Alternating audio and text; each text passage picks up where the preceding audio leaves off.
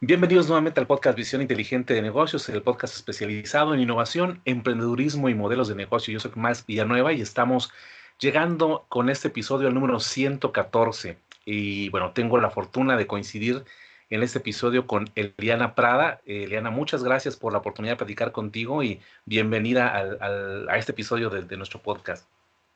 Bueno, muchísimas gracias, Max. De hecho, muchas gracias a vos y estoy encantada de estar acá y poder conversar con vos y con toda tu audiencia. Y bueno, el episodio que tenemos el día de hoy es muy especial. Es un tema que es bastante atractivo. En lo particular, para mí le pusimos el nombre de Innovación Naranja y veremos precisamente por qué Eliana es nuestra invitada. Ella es argentina, es especialista en sectorial en industrias culturales y creativas del Banco Interamericano de Desarrollo. Es responsable del diseño e implementación de proyectos de economía creativa desde el año 2018 y tiene más de 12 años de experiencia fortaleciendo el ecosistema emprendedor creativo e innovación en toda América Latina y el Caribe. Actualmente lidera el desarrollo de componentes de industrias creativas para diversos proyectos operativos con un enfoque intersectorial, en especial con los sectores de desarrollo urbano y vivienda del BI. Se ha destacado por identificar a las mentes más creativas a nivel global, con especial foco en América Latina, que agregan valor por sus soluciones innovadoras acercándolas al mundo del desarrollo. También ha liderado una diversidad de iniciativas de innovación abierta y creatividad como Divan Solutions, Ideal Soluciones para Mejorar Vidas y Región Naranja. Tiene cursos de posgrado realizados en la Facultad de Negocios de Harvard sobre políticas públicas y transformación digital. También una maestría en Relaciones Públicas y Comunicaciones de la Universidad de Georgetown y una licenciatura en Interpretación por la USAL de Buenos Aires. Y con este perfil, Eliana, pues creo nos queda muy claro que hacia dónde vamos a dirigir hoy esta charla, que es todo este contexto de la economía creativa, la economía naranja, de la cual hay mucho que hablar, muchísimo. Creo que daría para muchos episodios, pero hoy creo que daremos un panorama muy amplio de lo que se está viviendo con esta economía en América Latina. Y me gustaría iniciar, Elena, un poco pues con tu experiencia personal. Lográbamos ver en tu perfil de profesional que pues eres originaria de la Argentina, pero me imagino que tu formación en todo este contexto internacional se fue dando por tu licenciatura y te fue llevando a estos escenarios que ahora, pues desde Estados Unidos, en Washington específicamente, pues estás atendiendo esta llamada. ¿Cómo fue tu enrolamiento profesional para llegar ahora a lo que haces actualmente? Bueno, Max, qué interesante esa pregunta porque cuando vos mismo estabas diciendo mi carrera, yo tengo la licenciatura tal cual en interpretación de conferencias en inglés. De eso me recibí yo de la universidad y me vine para acá. La verdad que con ganas de emprender afuera de Argentina y hacer mi maestría en este país, pero sin tener tanta claridad. La verdad que creo que a esa edad estaba recientemente recibida y creía que quería hacer algo que tuviera que ver con desarrollo internacional, ¿no? Pero bueno, después como que la vida profesional y las oportunidades dentro del BID me fueron llevando. Yo empecé con mi primer trabajo en el BID, estaba haciendo mi maestría acá mientras que trabajaba, trabajando en lo que era el Departamento de Relaciones Externas en el Banco Interamericano de Desarrollo, en el BID, y, y bueno, y ahí fui haciendo mi carrera en línea con mi maestría, porque yo hice la maestría en Georgetown en esto mismo, en relaciones corporativas y estrategia corporativa también. Y entonces pasé de trabajar en comunicaciones eh, de la mano de ese entonces mi jefe, que era el expresidente Iván Duque, el expresidente de Colombia. Empezamos a trabajar con lo que era innovación, innovación social, identificando a jóvenes emprendedores creativos. Y bueno, con Iván Duque empezamos, digamos, el banco lleva una década, más de una década trabajando con componentes de cultura y creatividad, pero fue de la mano del liderazgo de Iván Duque que empezamos a trabajar en lo que se llamó en su momento economía naranja, que luego se transformó y se renombró para economía creativa, que es como así la conocen en toda América Latina. Pero mi carrera ha sido como un poco sí, fluida, digamos, ¿no? Yo empecé a trabajar muy joven en el banco, como hace 5 años nada más. Empecé a trabajar muy joven y siendo consultora acá dentro del banco. Por suerte tuve la posibilidad de entrar como consultora, como la mayoría entra, pero entré como consultora trabajando Yo creo que son esas oportunidades, Max, que te da la vida, porque entré trabajando como consultora, como Research Assistant, asistente de investigación, para algo que se llamaba el mecanismo de investigación independiente. Y viste cuando estás como en el momento justo, con la gente justa, y quedé, y después a los 2 años vino la administración que estaba en ese momento y me ofrecieron una posición de staff, y la tomé, terminé mi maestría, el departamento de comunicaciones lo contratan a Iván Duque, introducen el tema de innovación social, emprendimiento creativo, economía creativa, y ahí es donde hoy mismo se fue haciendo, digamos, mi camino profesional hacia ese lado. Y sí, después hice un montón de especializaciones, por suerte, en Harvard, que tienen que ver con el diseño, la implementación y la evaluación de políticas públicas, y eso me ayudó un montón, porque justamente mucho de lo que necesitamos en el campo de lo que es la economía creativa y las industrias culturales y creativas. Así que bueno, no Y, y sé te- si responde un poco eso al no, no, claro recorrido. que sí. Es una experiencia que al momento que la platicas se ve que la recuerdas con mucho entusiasmo, con un Sí. poquito todavía de esa emoción, porque Ujú. el tema como tal de economía naranja, economía creativa, para muchos todavía puede sonar algo que no llegamos a concebir que es por definición. Sin embargo, en televisión, en muchos productos que consumimos ahora, bueno, el podcast lo hacemos en México, pero en toda Latinoamérica y en todo el mundo, tenemos estos reflejos de un trabajo previo, es decir, todo un esfuerzo programado, a veces institucionalizado en el mejor de los casos para algunos países, para proyectar precisamente este contexto que es una economía de la cual disponemos, creo, en América Latina una gran riqueza. ¿Cómo definiríamos economía creativa ahora como tal, Eliana, para ir entrando en contexto y la gente pueda comprender un poco para que no tenga clara la definición?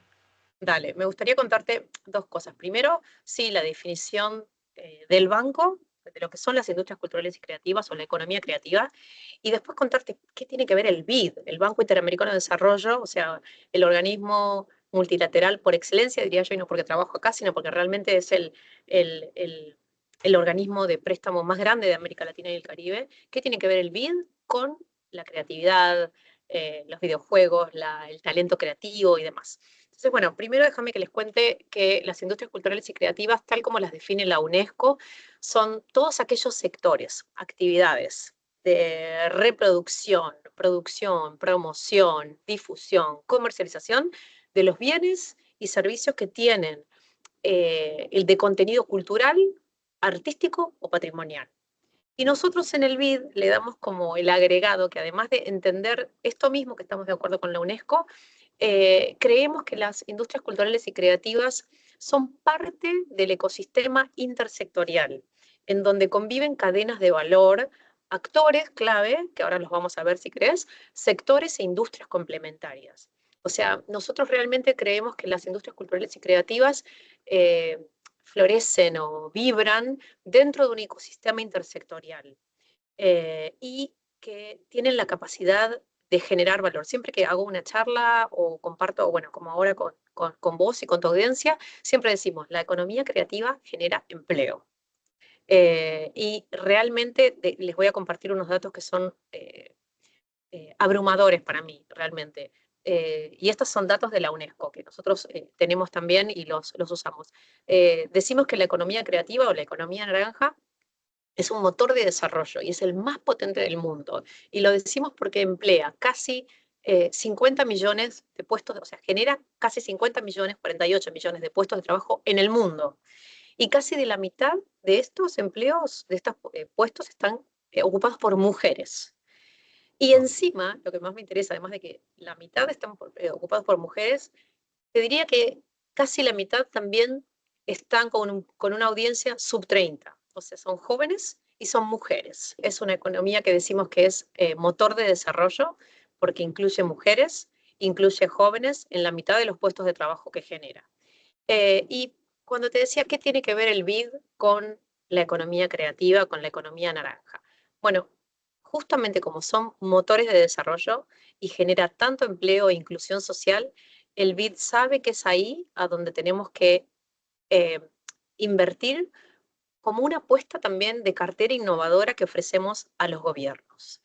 Así que hace ya diría que una década el Banco Interamericano de Desarrollo viene apostando a la creatividad y a la cultura como parte de la agenda de innovación que se le ofrece a los países de América Latina y el Caribe.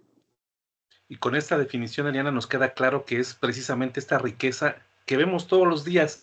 En realidad, quienes nos escuchan en Latinoamérica, en Europa, en Asia, sin duda tienen a destacar muchas potencialidades que nos vienen a veces de herencias culturales milenarias en algunos casos, de elementos que nos han ido identificando como ciudadanos de alguna parte del mundo, festivales, hablabas un poco de música, ahora temas como incluso los videojuegos. Digamos, algo que ya tenemos en nuestras regiones, pero que en algún momento ahora estamos proyectando a través de un modelo que ya va a impulsar una economía ordenada, que pueda tener un potencial de llegar más allá de las fronteras. Es encontrar, descubrir esa riqueza y proyectarla. El BID como tal hace este trabajo, pero requiere sin duda, tú hablabas de un ecosistema. Tenemos esta riqueza cultural en muchas regiones, pero ¿cómo embonar todas estas piezas? Que es una pregunta muy compleja, ¿verdad? Que no la podemos tal vez responder con toda la certeza, pero ¿cuál es esta aportación que ustedes buscan precisamente para que esta riqueza, esta economía, pues tenga un potencial de desarrollo que pueda, sobre todo, inclusive generar una derrama económica que es, ya veremos en algunos casos, es sumamente, como estos datos, impresionante lo que se puede llegar a Ujú. generar con esta economía? Entonces, sí, primero que nada, la verdad que los actores clave de la economía creativa eh, es interesante porque recientemente es como la conversación de todos los días. Estamos ahora en el banco organizando lo que se llama el Diálogo Regional de Políticas Públicas. Y ya es el tercero que hacemos, ¿no? Donde reunimos a los ministros de Cultura, ¿no? Porque ese es un gran tema, ¿no? La gobernanza. ¿Dónde está la gobernanza de las industrias culturales y creativas? ¿Dónde está, quién es el dueño, digamos, de la economía creativa? ¿Es cultura? Es el Ministerio de Turismo por la relación tan cercana que tiene. Entonces, cuando hablamos de esa hacienda, o sea, algunos países de la región tienen secretarías de economía creativa, o Chile, por ejemplo, en el año 2014 presentó el Plan Nacional de Economía Creativa. Entonces, es como que la principal pregunta que hacemos es, bueno, gobernanza, ¿dónde debería estar la economía creativa? Entonces, dentro de los actores claves, volviendo a tu pregunta, es, nosotros dialogamos todo el tiempo con los ministerios de cultura hoy en día, porque son quienes naturalmente tienen a cultura. Ahora, si pasas a las economías creativas, ahora cuando pasas al Caribe, dialogamos mucho con los ministerios de turismo, ¿sí? Porque casi siempre son turismo y cultura. Algunos son turismo, cultura y deporte. Algunas veces hablamos con los interlocutores, pasan a ser los ministerios de desarrollo. Trabajamos mucho con los ministerios perdón, con los especialistas en desarrollo urbano y vivienda dentro del BID que llevan proyectos de desarrollo urbano, porque es en las ciudades justamente donde eh, naturalmente están los emprendimientos creativos y la innovación. Entonces, volviendo un poco a la pregunta de quiénes son los actores clave, primero son los ministerios de cultura, que son nuestros interlocutores directos. Eh, y también son los jóvenes, por supuesto, todos los emprendedores creativos que forman parte del ecosistema naranja, ¿no? También en una publicación que recién, todavía no la publicamos, pero la estamos por publicar, hablamos de el perfil del emprendedor creativo, eh, también tiene que ver con quién emplea ¿no? Como que el que genera el emprendimiento directo, el que emplea a un creativo o al que usa un bien o un servicio diseñado por un creativo.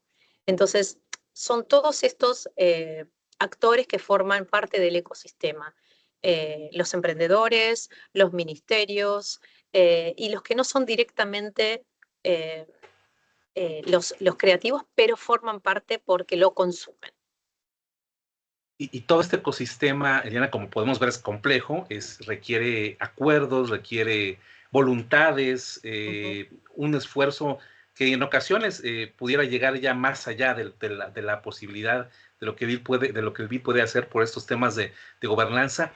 Y a pesar de que nos pueda parecer muy lejano que estas estructuras puedan fluir y establecer un camino directo hacia una economía sólida, ordenada, tenemos muchos referentes. Probablemente el que viene a la mente cuando se empieza a explorar el tema de economía creativa, pues a nivel global tenemos el caso de Corea del Sur, que pudiera ser un referente, y hay, creo, modelos muy sólidos, de los que sin duda ustedes también toman fuente de referencia. ¿Cómo ha sido este fenómeno? ¿Han estudiado el fenómeno Sí. de Corea del Sur? ¿Y qué tanto en América Latina hay algo que pudiera ser parecido o va por esa ruta? Qué interesante, porque mi jefa principalmente, Trinidad Saldívar, que es la jefa de la Unidad de Creatividad y Cultura del BID, que a todo esto es importante destacar que somos el único organismo multilateral que tiene una unidad específicamente dedicada a la promoción de la creatividad y cultura y en avanzar la agenda de industrias culturales y creativas de América Latina. Ella siempre nombra el ejemplo de Corea, ¿no?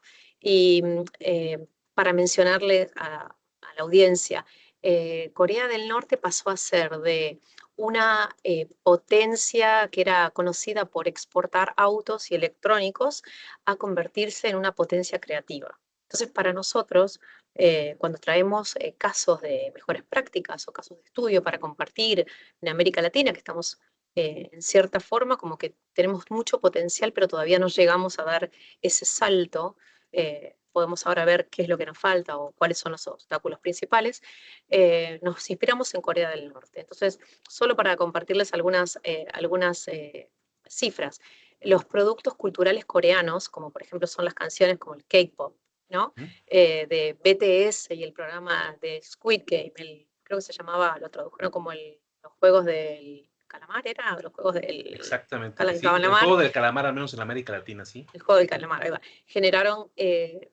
12.400 millones de ingresos, de dólares en ingresos en el año 2021.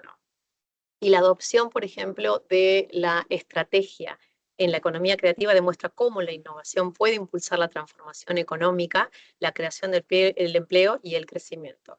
Y lo tomamos también como referencia a Corea porque este país ofrece un modelo muy inspirador por ejemplo, para América Latina, en cómo podríamos llegar a ser con, por ejemplo, la creación de contenido para videojuegos, con la producción de contenido audiovisual estas dos, y con la música, ¿no? Por ejemplo, que ahora vemos como hay un gran fenómeno de todo el género urbano en la música que podría posicionar a América Latina en el mapa, digamos, de la música. Entonces, principalmente en la generación de contenido audiovisual, en la generación, en lo que serían los videojuegos y el sector de la música, es donde América Latina podría, digamos, tomar del modelo coreano, de cómo hicieron para realmente K-pop y que todo el mundo ahora esté cantando esas canciones, que ¿no? Uno no lo podría creer. Pero creo que la clave, según lo que lo analizó básicamente, originalmente fue la UNTAD, que estudió y publicó eh, eh, el caso de Corea del Sur, fue que ellos lo que lograron hacer fue desarrollar políticas públicas estratégicas que formulen y implementen políticas que activan toda la cadena de valor de la economía creativa. Luego, el tema de tener una inversión muy fuerte del país en lo que es la infraestructura digital. Eh, Otro punto que hizo Corea, que es Corea del Sur, para nosotros poder replicar en América Latina, es todo lo que tiene que ver con la articulación público-privada. Hay una gran inversión del sector privado en esto, ¿no? Detrás, mucho dinero puesto detrás. Y por último, lo que sí hizo Corea, que también tenemos mucho para hacer y para aprender, es todo un sistema que protege la propiedad intelectual. Entonces, en ese sentido, hay una protección para los derechos de autor que permiten realmente monetizar en el contenido que se crea. Entonces, por estos cuatro aspectos es que tomamos a Corea del Sur como un gran modelo para replicar en América Latina. Y diciendo estos puntos que te dije, Max, nosotros con el Diálogo Regional de Políticas Públicas que vamos a hacer este año, el 19 y el 20 de septiembre, en la ciudad de Panamá, justamente lo que queremos tratar de hacer es una sistematización de casos como el de Corea del Sur y ver qué es lo que pasa en América Latina y qué hace falta para dar ese salto y pasar de la teoría o de simplemente analizar estos casos a la práctica. Te diría ponerle hace como unos 5 años lo que nos faltaba era mucho dato, ¿viste? Como te tiré los datos al principio de la UNESCO que generan que la economía creativa es motor de empleo y de desarrollo y que lo que genera es como 50 millones, casi 50 millones, 48 millones de puestos de trabajo en el mundo. Bueno, ¿cómo hacemos eso? Nos dimos cuenta en hace 5 años que faltaba datos de América Latina. Había muchos datos a nivel global, pero faltaba de América Latina. Y más que nada, datos en español. Entonces empezó el BID a hacer un montón de estudios que les puedo compartir luego todos los enlaces para que vean las publicaciones y vean toda la información que hay. Analizamos cuál era el perfil de los emprendedores creativos, analizamos cuáles eran los subsectores más crecientes de la economía creativa. Eh, Hemos hecho, bueno, muchísimos estudios que les podemos compartir. Y en este diálogo lo que queremos ver es cómo pasamos justamente de la teoría a la práctica. Y vamos a justamente abordar esto, ¿no? Bueno, ¿cómo hacemos para sistematizar, de acuerdo, por ejemplo, qué es lo que pasa en Jamaica? ¿Cómo está Jamaica en relación con un Corea del Sur, por ejemplo? En lo que es en los festivales y carnavales, que hablábamos el otro día. Entonces, ¿qué políticas se tienen que desarrollar para que favorezca a la industria? Así que bueno, de eso se va a tratar un poco el diálogo regional, pero es una realidad y es una cuestión de día a día que nos estamos preguntando, bueno, cómo hacemos para involucrar a otros ministerios, cómo hacemos para acortar la brecha y poder hacer un salto en política pública. Y es una labor intensiva, Eliana, imagino que es una labor de mucho convencimiento. Hay diferentes ópticas, me imagino, en diferentes regiones de América Latina o en diferentes ministerios. Algunos países, como ahora México, están transitando por el cambio ya de gobierno con la óptica de qué viene. Apenas hoy, precisamente, en México se daba la primera lista de los posibles responsables de las secretarías, les llamamos acá, lo que sería el equivalente a ministerios en otros países de América Latina, y están figurando nombres muy interesantes, y es esa expectativa. Es una labor compleja también porque además de este nivel general como país, ustedes van haciendo un análisis específico por regiones, en parte de la información que hay muchísima en el BID, que ojalá podamos compartir algunas de estas luces de este tipo de economía. Ustedes han hecho labores, por ejemplo, en México, específicamente regiones como el sureste, en Chiapas, Ujú, donde nosotros ujú. emitimos este podcast. Entonces, es una labor, me imagino, le voy a llamar yo así también, artesanal, milimétrica, de ir analizando casos muy particulares, y son esfuerzos que les van dando también cada vez más información que puede ser útil para trasladarla a otros escenarios a nivel Latinoamérica y el Caribe. Ujú. Sí, la verdad que fue súper interesante lo que el BID hizo en el sur-sureste de México el año pasado. Esto se llamaron mesas intersectoriales del sur-sureste de México y partió a partir del primer diálogo regional de políticas que se hizo en el año 2022, si no me equivoco. Sí, el 2022 y en el año siguiente se hicieron las mesas intersectoriales, 2023 estoy bien. Entonces, está bueno que haya mencionado el diálogo regional de política apenas comenzamos a hablar, porque bueno, lo estamos repitiendo este año. El año pasado tuvimos otra instancia en Lisboa, en el marco de la octava Cumbre Iberoamericana de Cultura. Y el año anterior, entonces, el primer diálogo regional de política pública para la economía creativa eh, dio origen a estas mesas intersectoriales en México, que justamente se enfocaron en Chiapas, en Oaxaca y en Yucatán. Este año estamos en eso, pero quisiéramos extendernos a Campeche. Pero con estos tres estados en el 2023 se hizo un trabajo muy, muy arduo, la verdad, y muy de cerca con la comunidad, con todos estos actores clave. Eh, Estuvimos trabajando con la Secretaría de Desarrollo Económico, trabajábamos con lo que se llaman los equipos dedicados que teníamos en cada uno de estos estados para ver eh, cada uno cuáles eran los sectores que priorizaban dentro de la economía creativa. La economía creativa tiene 30 subsectores, bueno, y cada estado, por ejemplo, en Chiapas, era la artesanía. y la artesanía mueve, bueno, vos tenés muchos más datos que yo así, al alcance de la mano, mueve muchísimo. Vos me vas a decir a mí cómo está representada la artesanía en Chiapas. En Oaxaca y en Yucatán era, por ejemplo, la industria audiovisual. Y en Oaxaca también eran las artesanías. Entonces, lo que hicimos fue, bueno, primero eran tres pasos de la metodología. Primero que nada, era lo que era, legitimizamos el proyecto, ¿sí? Y formamos lo que se llamaban equipos dedicados. O sea, quiénes iban a ser los que realmente se hagan como owners, responsables, ¿viste?, de este proyecto y se lo lleven a sus espaldas.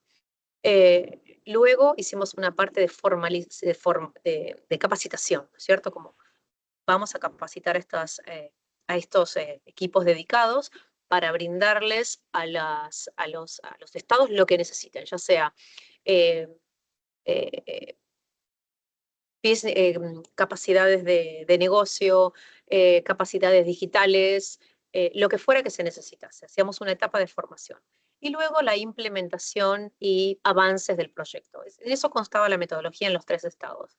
Y fueron resultados muy interesantes que tenemos en una publicación que se llama justamente Mesas Ejecutivas Sur-Sureste, súper interesantes que les voy a compartir para que luego tengan con ustedes, pero los resultados fueron muy buenos y por eso es que queremos este año repetirlo, o sea, continuar con Oaxaca, Chiapas y Yucatán, y además avanzar con Campeche.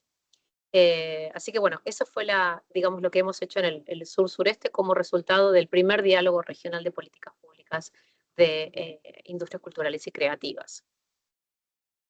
No Ya sé si luego mencionábamos, cómo podemos sí, sí. hacer, pero yo te puedo compartir los enlaces a estas publicaciones, no sé si se pueden compartir en vivo, pero solo para compartir algunos de los resultados, tuvimos 12 mesas de trabajo, bueno, en estos tres estados del sur-sureste de México, en donde se vieron más de 200 personas involucradas, ya sea como líderes de los proyectos o participando en las mesas intersectoriales, ¿no? Imagínate como típicas mesas como de brainstorming, en donde todos vemos, bueno, cuáles son los obstáculos, qué se necesita hacer, cuáles son las necesidades de cada estado. Tuvimos más de 800 instituciones y organizaciones involucradas en estos proyectos. Eh, en cada una, bueno, veíamos los obstáculos, cuáles eran los cuellos de botella, qué se necesitaba, y lo más importante es que se hicieron como se hacían antes en el Clinton Global Initiative, que se formaban como compromisos, ¿no? Compromisos pero intersectoriales. Entonces, cada una de estas mesas en los estados decía, bueno, yo me comprometo a tanto. Y tenemos que se habían logrado concretar de palabra, ¿no es cierto? Pero bueno, lo vamos a seguir este año. 28 oportunidades de trabajo en total, en donde se identificaron en las distintas mesas de los estados. Entonces, para nosotros esto ha sido realmente una oportunidad de trabajo con los estados que no habíamos tenido y articulando también con el gobierno local y con las comunidades. Entonces, realmente fue una intersectorialidad muy activa y muy presente por parte de todos. Y efectivamente hay mucha información. Creo que una opción, bueno, siempre en la descripción de los episodios agregamos links de interés, links para las páginas principales, Ujú. información. Se me ocurre tal vez hacer un concentrado de todos estos links y publicarlos en un Google Drive o en alguna otra plataforma en Sí. nube y desde ahí se Ujú. pueden conducir, porque realmente es un mundo muy amplio, muy interesante y nos has expresado un poco toda esta visión global de las mejores prácticas, cómo irlas aterrizando en cada país primeramente, luego cómo desarrollarlas en cada región. Hablando un poco del tema que tocabas de Chiapas, muy cerca de aquí, en Amatenango de la Frontera, es una región muy cercana aquí donde grabamos el episodio. Hay un trabajo muy interesante con las artesanías de barro y Ujú. tenemos por un lado artesanas que incluso han hecho exposiciones en museos como Nueva York y otras partes del mundo con esas exposiciones de artesanías de barro, pero son casos muy aislados porque precisamente lo que falta, Ariana, es todo un ecosistema de desarrollo. Verlo con una óptica de modelo de negocios, porque al hablar de economía necesitamos llegar a esta visión de negocios. Y creo que en este entramado y en tantos años de experiencia, Ariana, has encontrado sin duda barreras que pudieran ser a veces muy específicas de una región, pueden ser brechas de género, pueden ser temas de digitalización, temas de Ujú. escaso conocimiento de modelos de negocios, ¿Cuál ha sido este conjunto de barreras, tal vez de Ujú. conocimiento, de habilidades que consideras pudieran estar en un momento dado como siendo las esenciales para poder detonar poco a poco las regiones de economía creativa? Mira, apenas arrancó la pandemia en el 2020, em, el BID, junto con UNESCO, CEGIP, OEI y Mercosur Cultural, nos unimos, que fue realmente muy bueno el esfuerzo que hicimos entre multilaterales y agencias de desarrollo para tratar de, bueno, cómo ayudamos a todas las industrias culturales y creativas en este momento de pandemia, que eran los más afectados, digamos. Porque obviamente con el distanciamiento y las medidas que tenían que ver con el cierre de todo lo que era entretenimiento, festivales, carnavales, cine, teatro y demás, la verdad que la economía con las industrias culturales y creativas fueron las más golpeadas.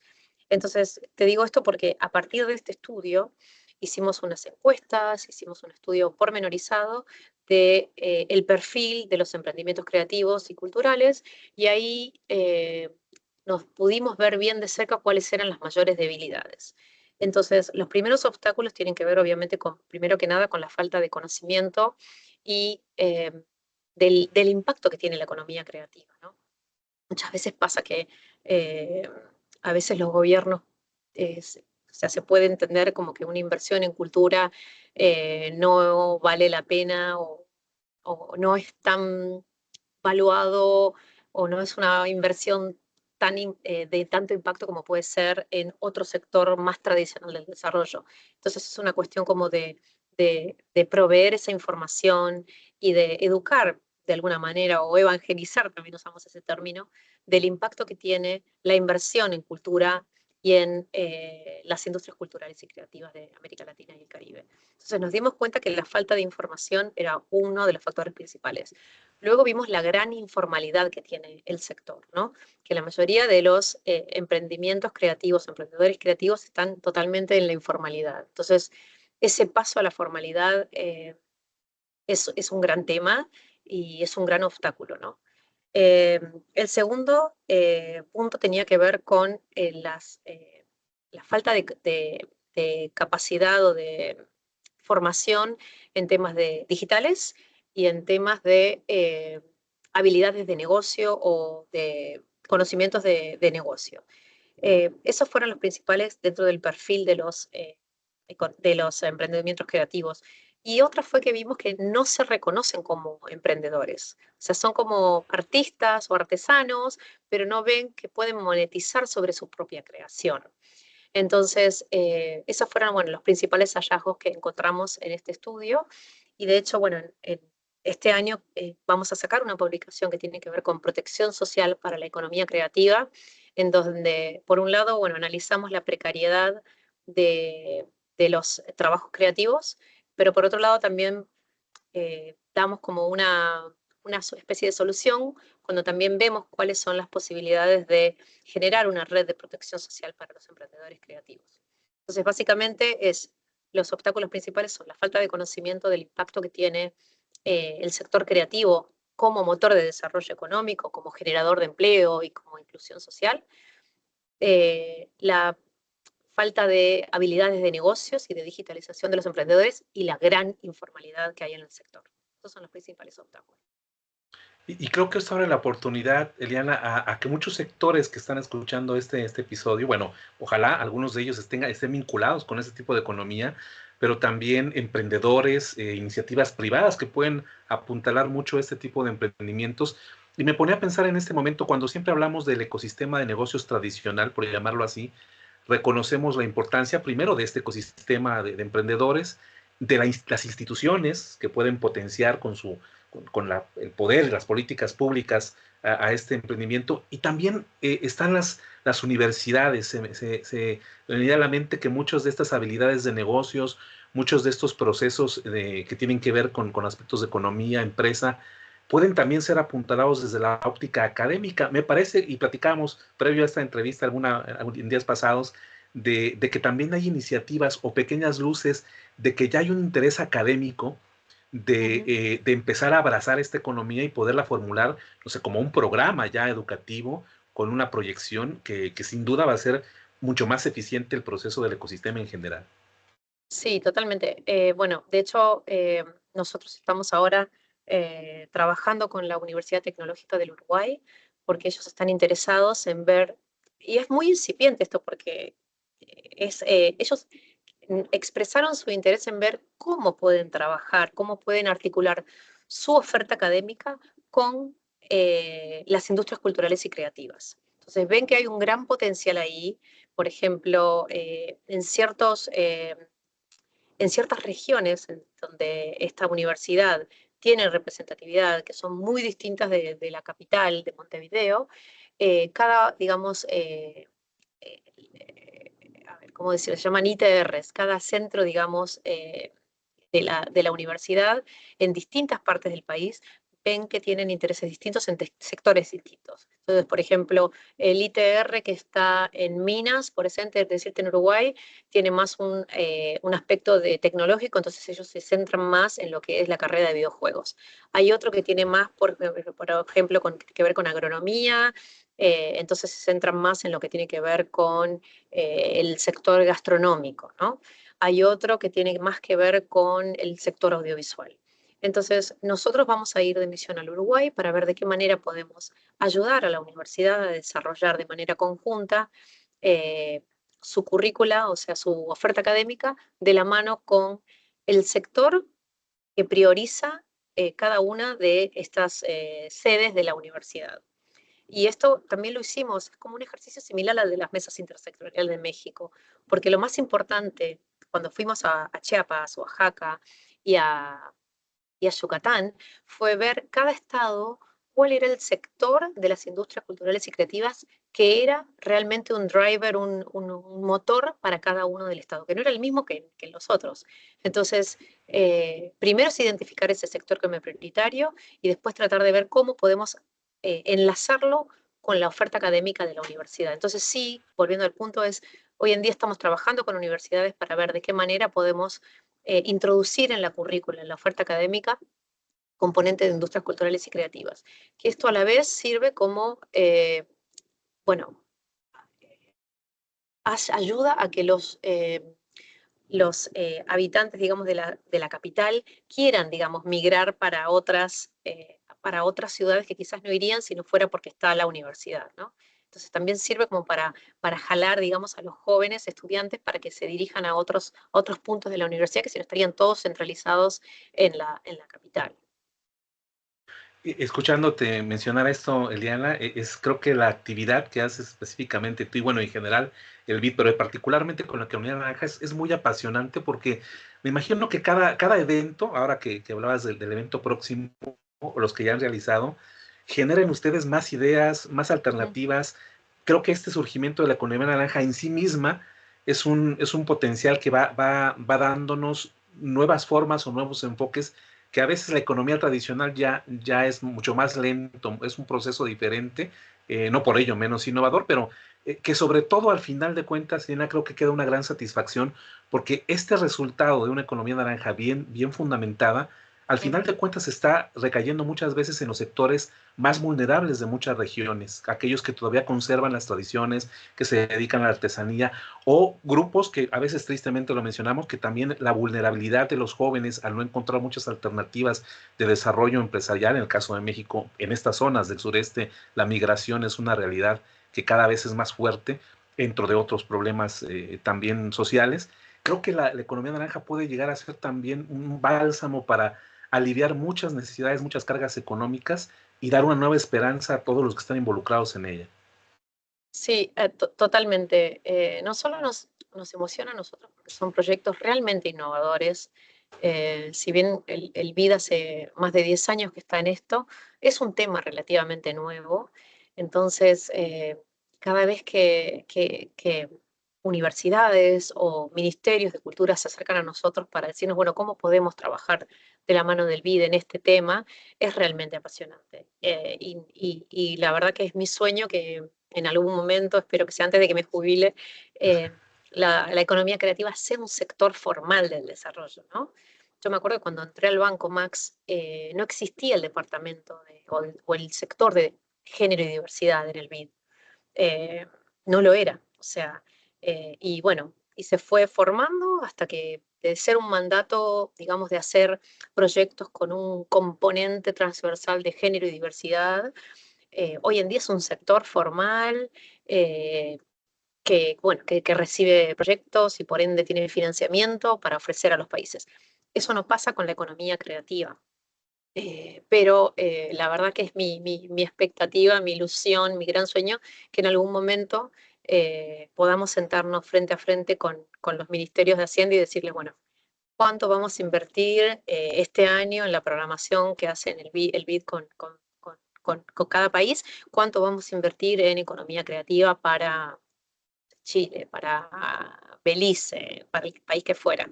Entonces, por un lado, es muy emocionante, aparte que es un trabajazo que venimos haciendo muy pocos, porque somos, dentro de la unidad somos pocas personas, si bien hay como esfuerzos en todo el banco de distintos departamentos. O sea, especialmente te puedo contar el Departamento de Desarrollo Urbano y Vivienda del Banco Interamericano, hace muchísimo tiempo que viene fomentando, digamos, el binomio cultura y ciudad. Entonces, dentro de sus proyectos que tienen que ver con rehabilitación de cascos históricos, patrimonio cultural, siempre hay, ¿no?, un componente de cultura. De hecho, el banco tiene lo que se llama el programa de Patrimonio Vivo, que es un programa multisectorial del BID que funciona con fondos del gobierno español, que tiende a fortalecer las capacidades, ¿no?, de las ciudades, destacando el patrimonio inmaterial, es el patrimonio cultural. Ujú.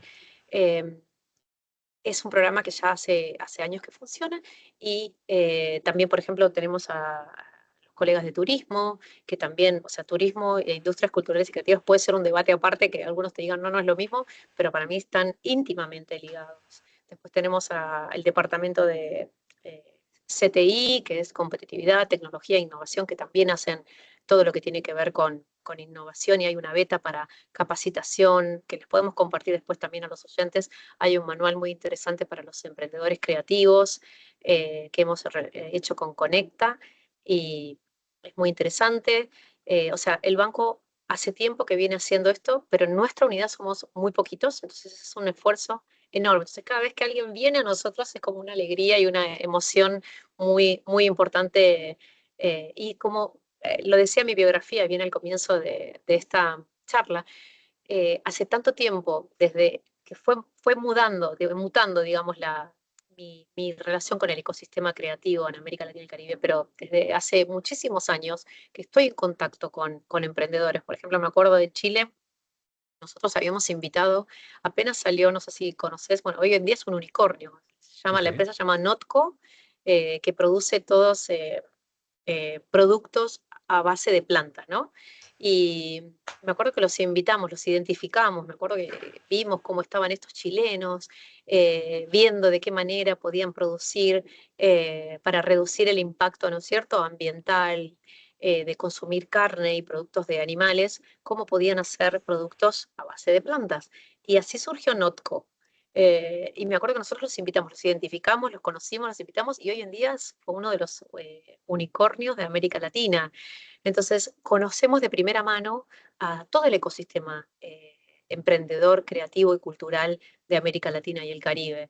Eh, Así que ya ni me acuerdo cómo, de a qué venía el punto, pero es un esfuerzo que venimos llevando hace muchos años, de mucho conocer, dialogar y estar muy de cerca de todo lo que es el ecosistema creativo y de las industrias culturales y creativas. Así que Y, bueno, y- sí.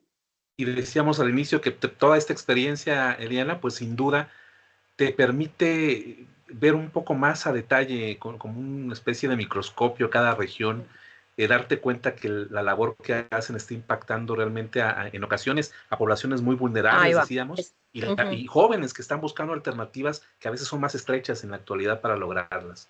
Sí, ese era el punto. Gracias, Max. Em, sí, bueno, nosotros vemos como de primera mano los proyectos, por ejemplo, que tienen que ver con intervenciones, a ver, por ejemplo, no sé, murales en ciudades, o ciertas intervenciones muy puntuales en ciudades. Vemos como poblaciones de bajos recursos o en situación vulnerable se pueden beneficiar por ciertas intervenciones en industrias culturales y creativas.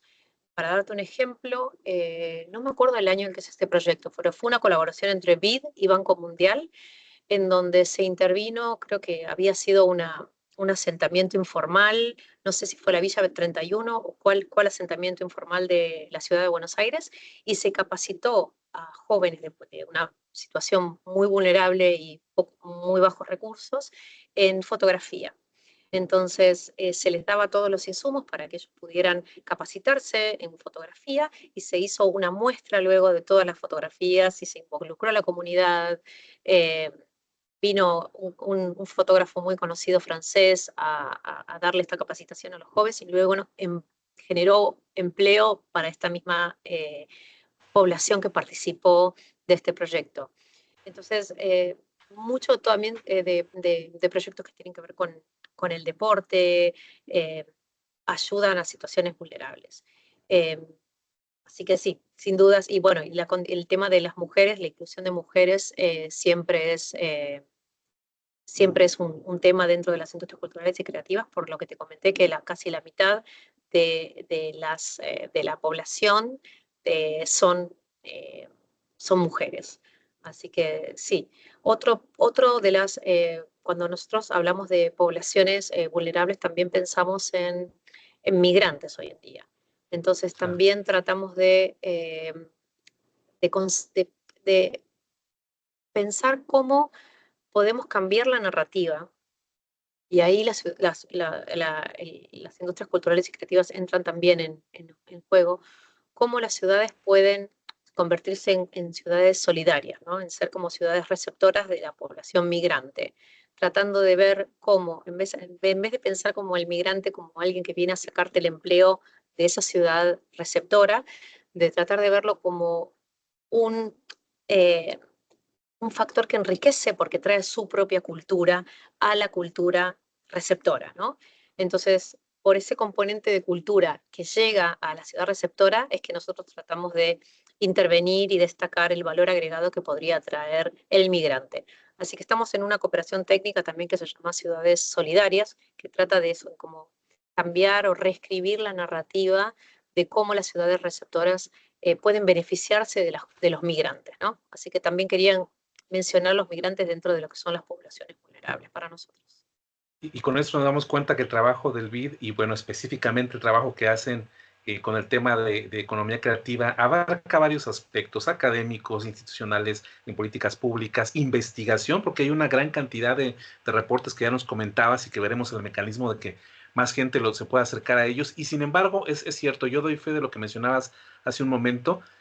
Cuando vi tu perfil, lo ubiqué en Ujú. LinkedIn, dije, bueno, habla de estos temas y es del Banco Interamericano de Desarrollo. Y cuando vi Banco Interamericano de Desarrollo dije, bueno, seguramente ni siquiera va a aceptar conectar conmigo para poder entrevistarla. Ujú. Y no, realmente, como yo mencionaba, serían el BID, tú eres prueba de ello, pero en general la visión del BID es acercarse. Probablemente muchos de estos proyectos sí tengan un acompañamiento institucional, es decir, a nivel de ministerios o secretarías, pero la cercanía que puede tener la gente que nos escucha con el Banco Interamericano de Desarrollo es real. Esta entrevista es resultado de ello y creo que es un matiz que muy pocas veces a nosotros lo llegamos a entender así. Incluso a veces desde la misma academia creemos que son instituciones en las que jamás podrían en algún momento ni siquiera aspirar a poder conectar con ustedes y es una realidad esta visión que el BID tiene precisamente para seguir haciendo un trabajo muy cercano a las personas que tienen estas inquietudes. Sí, bueno, es tal cual vos lo dijiste, Max. Primero que nada, nosotros, como te comenté antes, una de las lo que más destacamos que es que realmente puede dar valor agregado a los jóvenes o al ecosistema, porque mayoritariamente son jóvenes del ecosistema creativo, es la asociatividad, el poder que tiene el networking.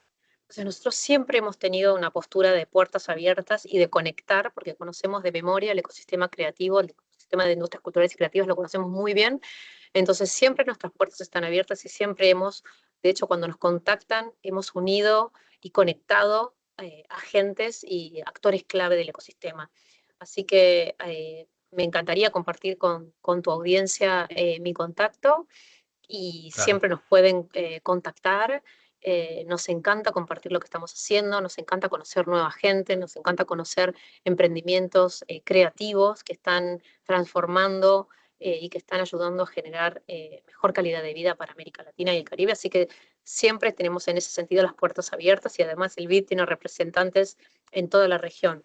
Max, te quería hacer un comentario. Cuando hablamos de poblaciones vulnerables, te quiero dar un ejemplo más reciente, porque no solo tiene que Claro. ver con poblaciones vulnerables, sino también tiene que ver con el sector privado, que sabes que siempre decimos como que desde el lado público podemos hacer y hablar mucho y tratar de bajar políticas públicas, pero siempre necesitamos como el músculo del sector privado, como hizo el caso de Corea del Sur, que mencionamos también al principio de nuestra charla.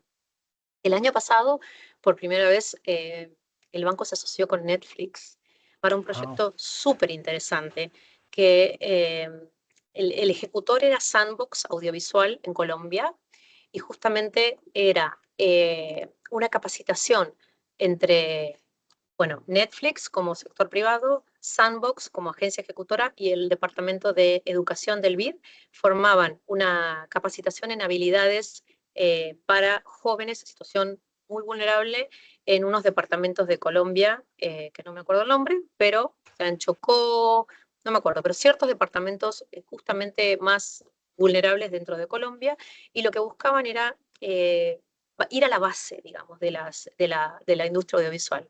No era que iban a capacitar para desarrollar contenido, ni para ser director de cine, sino más bien para, por ejemplo, habilidades como, no sé, asistentes de cámara, gaffers, asistentes de producción, luminotécnicos, sonidistas, operadores de sonido, digamos, ese nivel de dentro de lo que es la escala de audiovisual.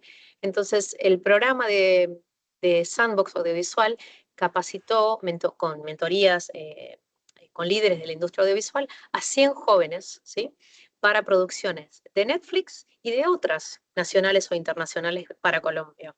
Entonces, eso fue realmente muy impactante porque fue capacitación para, para salir y tener empleo directo y para jóvenes que estuvieran en situaciones vulnerables, en departamentos que eran ya de por sí menos favorecidos, digamos, en el país que otros. Así que eso también lo vamos a compartir con nosotros, con ustedes, porque es un, digamos, uno de los proyectos estrella que tenemos en donde vemos cómo pudimos afectar o impactar en poblaciones vulnerables con la articulación con un sector como es educación del BID y con un brazo privado, como fue Netflix. Así que ese fue un proyecto muy interesante. y recalcamos todas las posibilidades que se pueden abrir. Sin duda, el Ujú. auditorio que escuche, conozca más información, no dudo que tendrá en mente ideas, esfuerzos que ya se estén haciendo pequeño en sus comunidades y que tengan esta posibilidad en algún momento con la apertura que tiene el BID y obviamente a través de los procesos que no son a veces tan libres como quisiéramos, pero que sí existen como tal y están haciendo realidad muchos cambios en el término de economía creativa puedan existir. Eliana, pues hay mucho que hablar, podríamos Mm. aventarnos pues tal vez una serie completa de entrevistas, pero sé que las agendas de repente son un poco comprometidas. Me gustaría antes de cerrar la charla, pues dejarte este espacio para algún mensaje final, tal vez invitar a que conozcan más el BID, hablar Sí, un poco más de esta economía para poder cerrar y llevarnos un mensaje general. yo quisiera, Max, la verdad que así como vos me contactaste súper amorosamente y te agradezco muchísimo por LinkedIn, yo creo que quiero que todo el mundo, digamos, que nos pueda escuchar, tu audiencia, se sientan con la confianza y libres y se animen, porque hay veces que es cuestión de animarse, ¿no? Como que uno piensa, no, no me va a responder ni ahí, ¿qué voy a hacer yo escribiéndole a tal? Me pasa a mí también con ciertas personas que yo en este intento de contactar para destacar y traer a los diálogos regionales de política, no sé, mi sueño es traer a Guillermo del Toro, que capacita jóvenes en México en la Sí. industria audiovisual, y digo, no, ¿qué voy a escribir? No me va a dar pelota. No, lo mismo, o sea, cualquiera que tenga interés o ya sea porque tenga algún emprendimiento creativo, que nos quiera dar a conocer, que nos contacten, porque la verdad que no hay nada más gratificante para nosotros que estar en contacto con los emprendedores creativos, con los jóvenes, que podamos tender una mano con este networking, con esta asociatividad, porque en definitiva para eso estamos, ¿no? Para ayudarnos unos a otros y para conectarnos y formar redes, que es lo que mejor podemos hacer. Y quiero dejarlos simplemente con eso, dándoles mi contacto, ofreciendo la puerta abierta del BID. Tenemos muchísimo conocimiento, tenemos muchas herramientas también para ofrecer, Max. Tenemos, como les decía antes, como toolkits, manuales de cómo poder hacer A, B y C dentro de lo que es el emprendimiento creativo. Entonces, hay muchos recursos y creo que eso puede ser muy útil para cualquiera. Y lo que no esté disponible lo buscamos. Entonces, es cuestión de simplemente contactarnos, hacer ese outreach y que sepan que del lado del BID siempre tienen una mano y acá estamos, ¿no?